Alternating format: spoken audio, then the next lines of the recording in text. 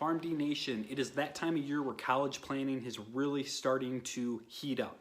And there is a big rule change that is taking place in the school year of 2023 and 2024 that could make a tremendous difference in your college planning efforts.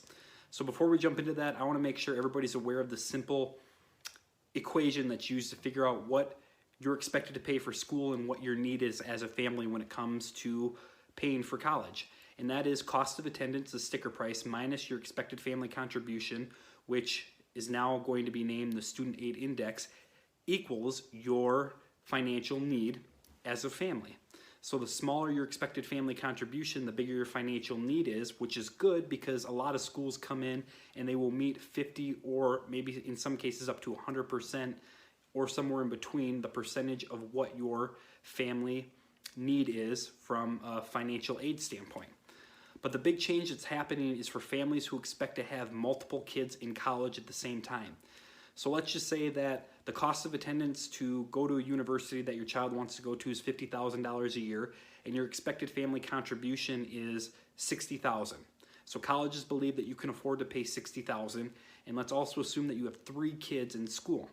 Well, the way it works right now is that expected family contribution is actually prorated, which means it's not $60,000 you're expected to pay or be able to afford per child. They would actually take that $60,000 expected family contribution and divide it by 3, which means if all 3 kids went to that same school with a sticker price of $50,000, each of them would have a financial need of $30,000 because it'd be that $60,000 expected family contribution divided by 3, which is $20,000. Each child has an expected family contribution of $20,000 now, so $50,000 minus the expected family contribution per child, which is $20,000, means that the financial need left over is $30,000, and sometimes, hopefully, they find some sort of aid that comes in and helps lower that number even more. The big change is the proration of that expected family contribution now is going to go away, which is going to be a huge problem for a lot of middle-class families. So going back to our example, you have 3 kids in school at the same time.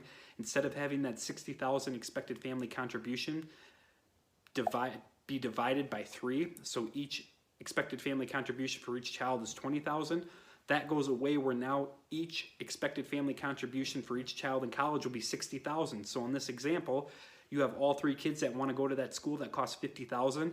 Well, their expected family contribution for each child will be $60,000, which means they have 0 financial need because the expected family contribution for each child now is more than the actual cost to attend that school at that sticker price of $50,000.